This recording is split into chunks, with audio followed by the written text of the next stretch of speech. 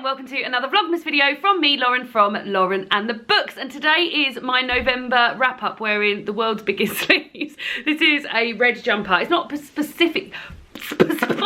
specifically a Christmas jumper, but I feel like the red is quite Christmassy. Although, I will say, I feel like this has faded and has become a little bit more orange than it was red last year, but enjoyable nevertheless. Today is my November wrap-up. I have already wrapped up the first half of November, and I will link that down below. This is merely the last 3 books that I read in November, coinciding with the first 3 books that I've read in December. Now, I don't tend to do a full wrap-up in December, just because by the time I do the wrap-up in January, no one's really interested in hearing about the Christmas books that I've read in December. So I tend to do a mid-month wrap-up, and then any sort of books that I've read towards the end of the month, I maybe talk about them in my favourites, or maybe talk about them in my Cozy Reader Night vlog. But yeah, so what I thought I would do is I thought I would just wrap up as I go. So I'll be wrapping these up now in these November wrap up, even though I read them in December. And then in the mid-month wrap up I'll read. I mean, so far I'm doing very well. I'm reading a book a day in December, so I'm pleased with that. Right, let's start with the books that I read in November. Don't really know what to do with my books, so I'll just keep them on my lap. The first one I read, I've already mentioned in my favourites video, and that is All Among the Barley by Melissa Harrison. I really love this book, and I gave it 4 stars, and then when I was talking about it, when I was thinking about giving it 4 stars, I was like, I knew I was going to see her talk at Cambridge Literary Festival, and I thought I bet I end up giving this 5 stars, because once I heard her talk about it I knew I would absolutely love it. I'm gonna put these in between my legs there, and I really did enjoy this. So this is set in the autumn of 1933. And you follow Edie Mather and her mother and father and the people that work at the farm that she lives at called Witch Farm. There is a woman who comes to stay from London called Constance Fitzallen, and she's there to document sort of life in rural places and working on a farm and things like that. She sort of opens up Edie's eyes to quite a lot of life outside of the rural place that she lives, and in some good ways and in some bad ways. There was quite a bit of a twist here, in that there's a bit of sort of like witchiness associated with it, which I really wasn't expecting at all. I really expected it to be, and it was a coming of age story. I mean, I love a coming of age story anyway, combined with the fact that it's set in autumn, combined with the fact it's about a young girl. Tick, tick, tick, all loving it. But then this sort of like witchy element that come into it, I really was sort of drawn in by that. I loved it, and I felt it really fitted, even though I was really surprised to see it in there. So yeah, I would really recommend this book, and I loved it, and I loved it even more after I heard Melissa Harrison talk about it. Really loved it. I'm really interested in reading some more things that Melissa Harrison has written, because she's written a lot of sort of like almanacs and things to do with the season. She's marketed as sort of like a nature writer, so I really enjoy hearing her thoughts on nature. And the description in here is just beautiful. And then the next 2 books that I read were non-fiction books. The first one is Educated by Tara Westover. I read this for my online book club that I run with some pals on Facebook. I've been meaning to read this for a really long time, and I'd heard really good things about the audiobook, but I already owned the book, so I was very keen to actually read the book that I had. Now, I really enjoyed this. I found it really hard to sort of liken it to any life that I've ever read about. This follows the author, Tara Westover, and even now me saying that, I really had to keep reminding myself that this wasn't fiction, that this was someone's real life, and her life growing up preparing for the end of days. She lives in a very religious family. Her mother is a healer, and sort of like finds out what people's got wrong with them by clicking, and her dad was a very prolific speaker. She's one of many brothers and sisters, and one brother in particular is a very violent, volatile character, and yeah, and you follow her life and how this life is literally more different from any life I've ever heard about. And yeah, I had to keep reminding myself that this was real life. And when we were chatting about this in book club, something that came up was that we were all surprised that it was set so recently.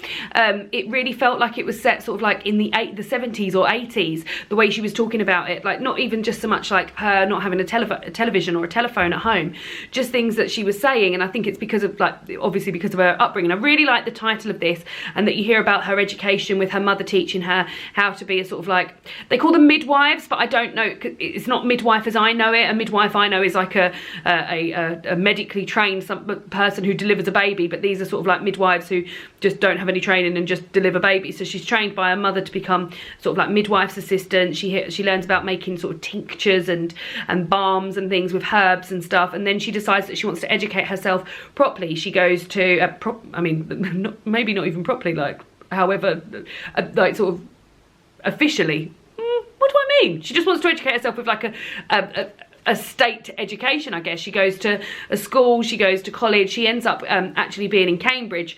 Second time I've mentioned Cambridge in this video. Studying at Cambridge University, and yeah, it was odd to pick up this book after I'd visited Cambridge. I'd been to a literary festival, which I've just got in the post a bloody bus lane ticket, because I drove in a bus lane there. I don't even know how I did that, and I didn't even do that much driving there, so I must have really effed that one up. Yeah, so it was odd to be like in Cambridge, going to all these places, and then getting home and picking this book up and being like, oh my god, she's in Cambridge, and talking about the places that I just walked. I just couldn't imagine her there. This book had been set in America, where I've never visited, and in a state that I don't really know much about, and I could almost imagine it there. And then when her life came here and she was talking about doing and I was thinking about, like, we'd been walking that high street that day and going to Sainsbury's, and I was thinking, god, like, she did her shopping in there whilst living this life. And yeah, it's just all about her toxic relationship with her family, and amazing, like absolutely mind-boggling for me, and I'm sure for many others who have read it, that people live like this. But yeah, really, really amazing, really, really impressive, and just really, really well written as well. Like, I can see I really, really liked it. I wouldn't go as far to say as I loved it, but I can see why it would be many. I've heard a lot of whispers about this potentially being some people's favourite book of the year. I don't think it will make that list for me, but I can see why it would be on people's books of the year lists. So yeah, very impressed. 4 stars.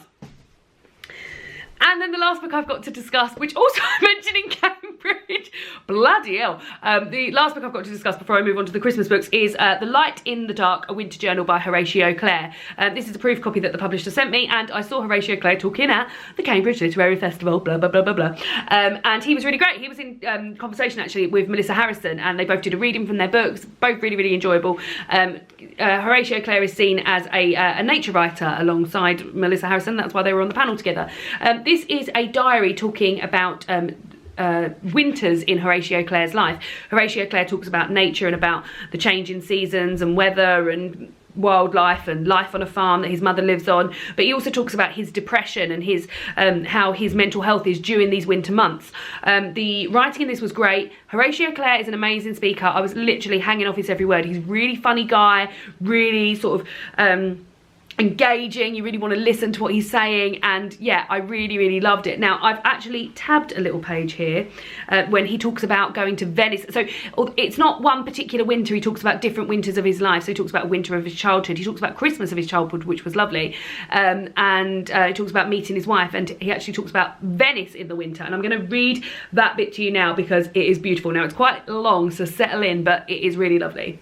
Venice in winter. Furious bursts of sleet scour out the alleys, driving you wet-footed into cafes, tight and warm as the cells of a beehive. The fog makes a second sea over the lagoon, where the vaporetti, the water buses, manoeuvre like balleens, feeling through the murk by sound and echo. Winter thins down the visitor tide. The rumble of suitcase wheels diminishes. In the Frari Titian's Virgin ascends in scarlet and sunfire to the solo of a lone chorister. Bitter dawns bring seagulls to dispute with cats over the rubbish sacks as the boatmen blow into their scarves and chafe. Winter makes the ochres and yellows of the River degli Schiavoni, I'm murdering this Italian, I do apologise, a Pascal scale running up to the flourish of Doge's palace, pink as a seashell, white-boned and fluted, its feet in the water, come aqua alta, the flood tide.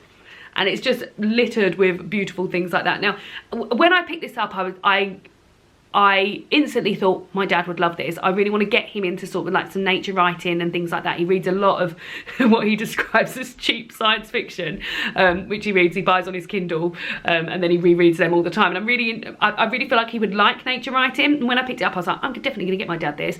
But I will say there's quite a lot about mental health in there.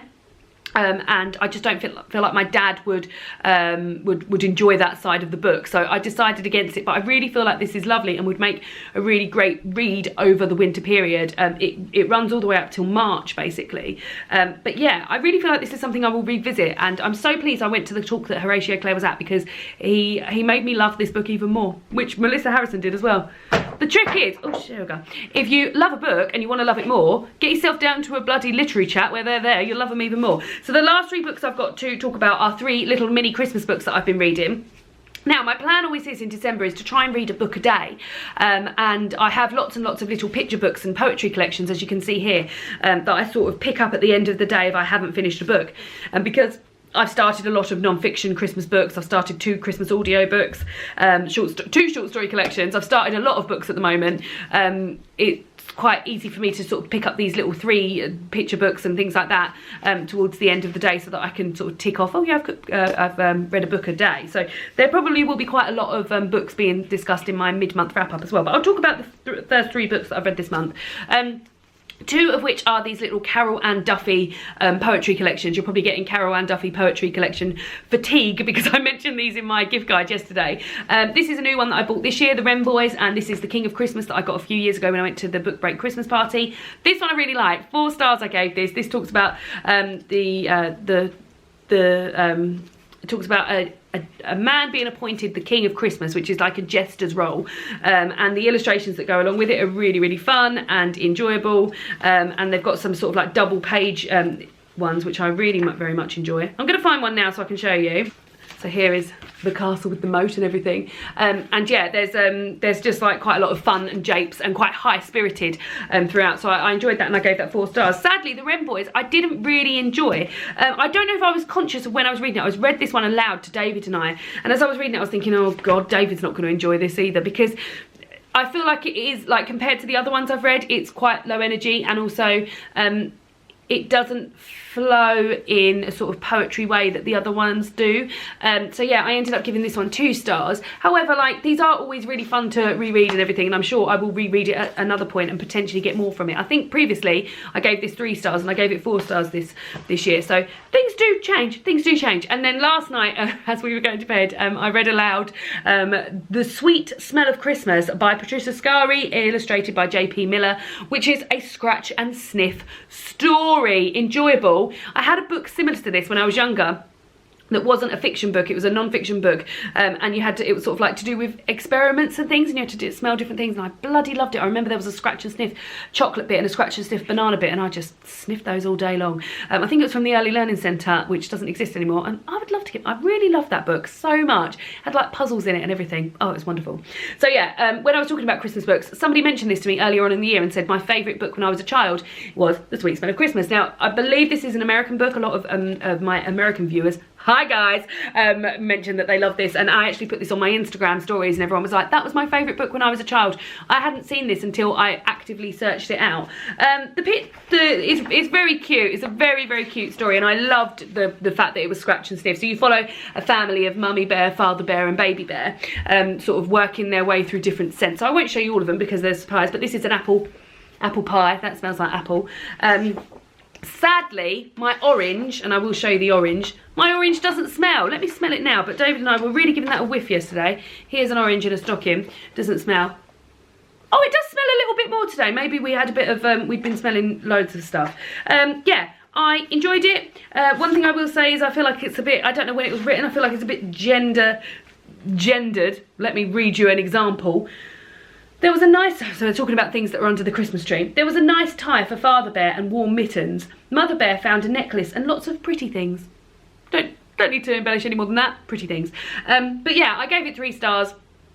The illustrations, it's very cozy, and I really like the idea of it being scratch and sniff. That is what got it for me, and the illustrations were cute as well. So yeah, it's very like reminiscent, but I definitely think for a younger audience. So that being said, David and I did both really enjoy this. So those are the books that I have read in the last half of November and the first 3 days of December. As I said, I will link my wrap up from the first half of November down below. I think I read about 6 or 7 books in the first half of November. What have you guys been reading in November? Would love to hear also what you've been reading in in December so far. Has anyone finished a book in December? Would be very interested in hearing that. And I will see you all again tomorrow for another Vlogmas video. We're still going for it, guys. We're still there. See you then. Bye!